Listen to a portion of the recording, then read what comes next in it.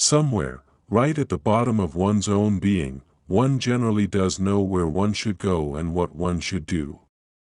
But there are times when the clown we call I behaves in such a distracting fashion that the inner voice cannot make its presence felt.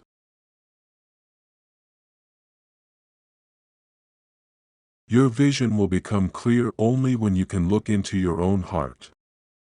Who looks outside, dreams. Who looks inside, awakes. A man who has not passed through the inferno of his passions has never overcome them.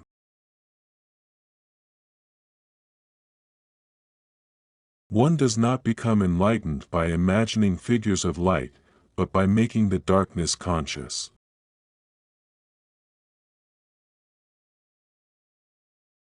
In each of us there is another whom we do not know.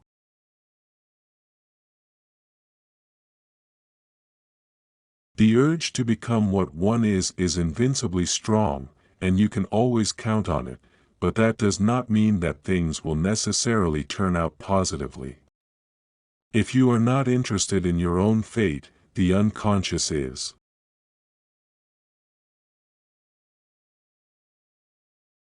As any change must begin somewhere, it is the single individual who will experience it and carry it through. The change must indeed begin with an individual, it might be any one of us. Nobody can afford to look round and to wait for somebody else to do what he is loath to do himself.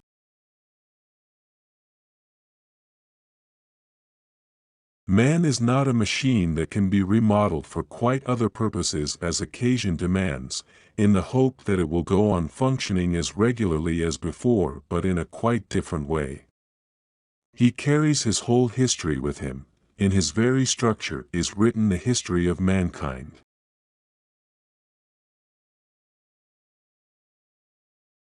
Man's task is to become conscious of the contents that press upward from the unconscious.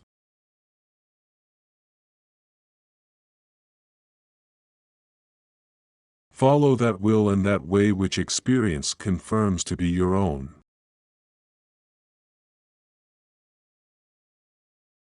The rational attitude which permits us to declare objective values as valid at all is not the work of the individual subject, but the product of human history.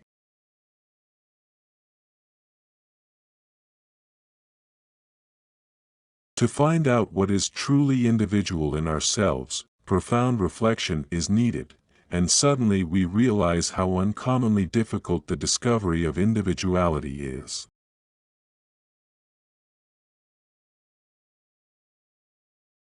The highest, most decisive experience is to be alone with one's own self. You must be alone to find out what supports you, when you find that you cannot support yourself. Only this experience can give you an indestructible foundation.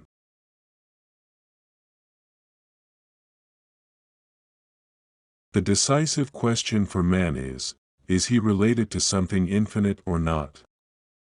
That is the telling question of his life.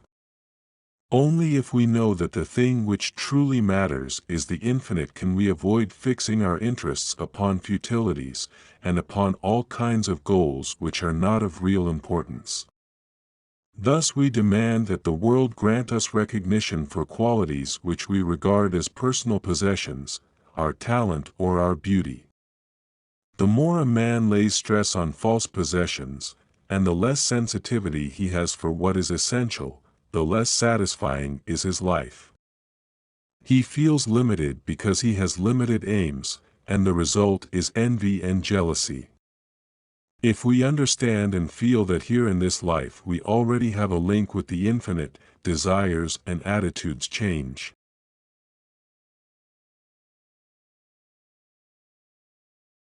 I don't aspire to be a good man. I aspire to be a whole man.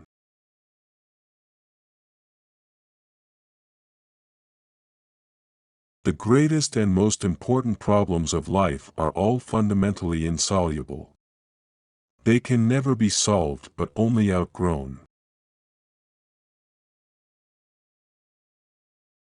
The first half of life is devoted to forming a healthy ego, the second half is going inward and letting go of it. Thoroughly unprepared, we take the step into the afternoon of life.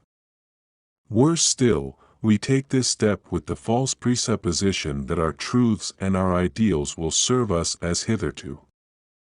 But we cannot live the afternoon of life according to the program of life's morning, for what was great in the morning will be little at evening, and what in the morning was true, at evening will have become a lie.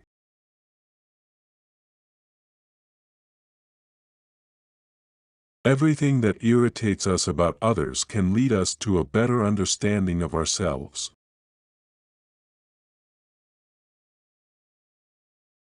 Every human life contains a potential. If that potential is not fulfilled, then that life was wasted.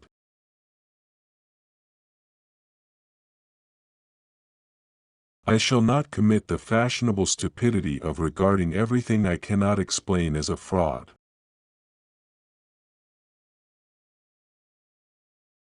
We should not pretend to understand the world only by the intellect, we apprehend it just as much by feeling.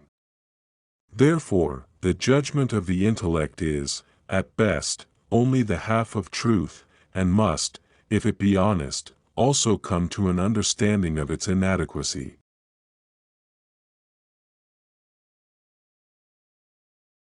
I regret many follies which sprang from my obstinacy, but without that trait I would not have reached my goal.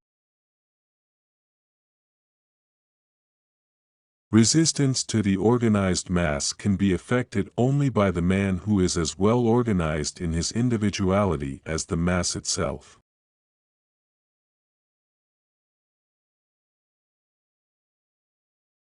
That which compels us to create a substitute for ourselves is not the external lack of objects, but our incapacity to lovingly include a thing outside of ourselves.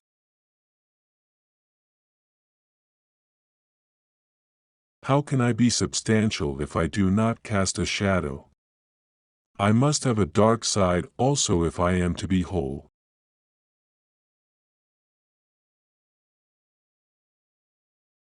We cannot change anything unless we accept it. Condemnation does not liberate, it oppresses.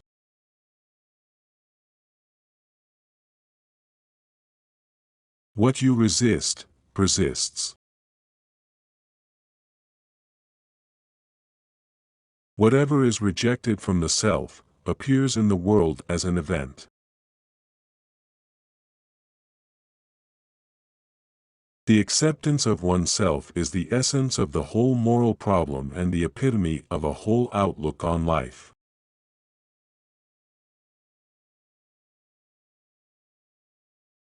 Find out what a person fears most, and that is where he will develop next. What if I should discover that the poorest of the beggars and the most impudent of offenders are all within me, and that I stand in need of the alms of my own kindness, that I, myself, am the enemy who must be loved? What then?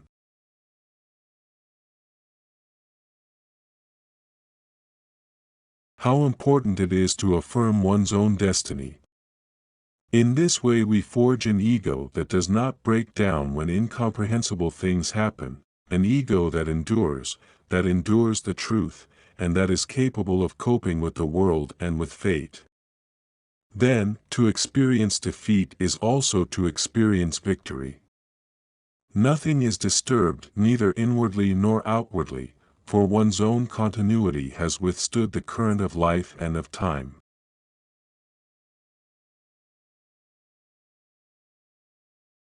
The pendulum of the mind oscillates between sense and nonsense, not between right and wrong. Wholeness is not achieved by cutting off a portion of one's being, but by integration of the contraries. No tree, it is said, can grow to heaven unless its roots reach down to hell.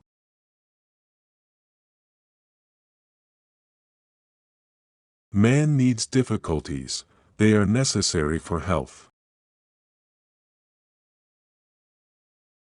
Where wisdom reigns, there is no conflict between thinking and feeling.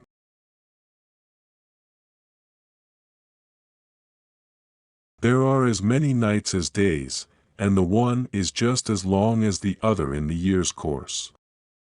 Even a happy life cannot be without a measure of darkness, and the word happy would lose its meaning if it were not balanced by sadness.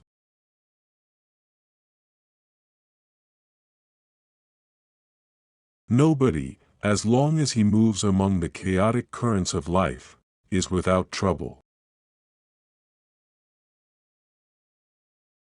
Nobody can fall so low unless he has a great depth.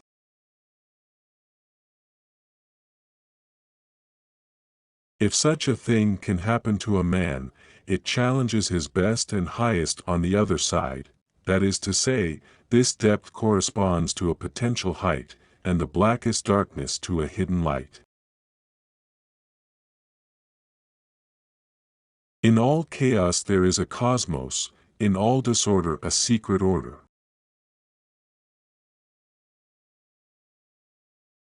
To ask the right question is already half the solution of a problem.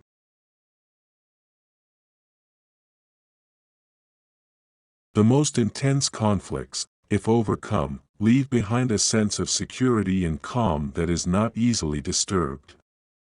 It is just these intense conflicts and their conflagration which are needed to produce valuable and lasting results.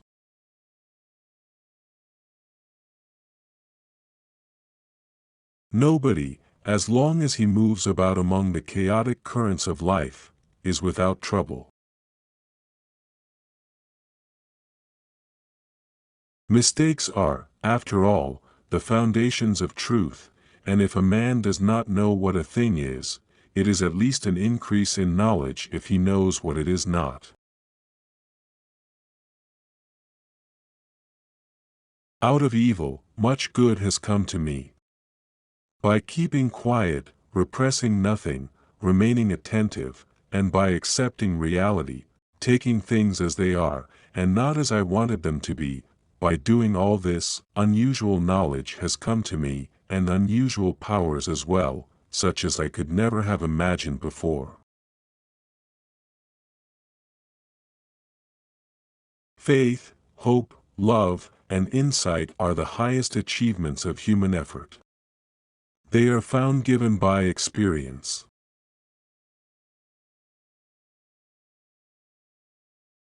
As far as we can discern, the sole purpose of human existence is to kindle a light in the darkness of mere being.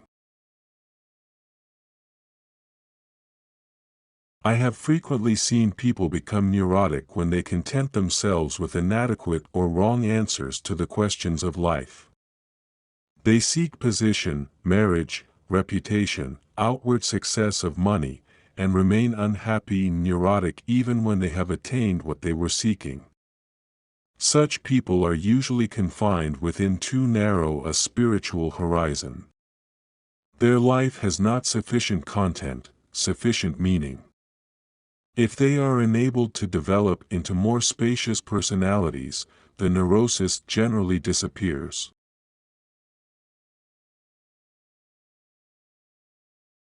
Nobody can achieve happiness through preconceived ideas, one should rather call it a gift of the gods. It comes and goes, and what has made you happy once does not necessarily do so at another time. Loneliness does not come from having no people around, but from being unable to communicate the things that seem important to oneself, or from holding certain views which others find inadmissible.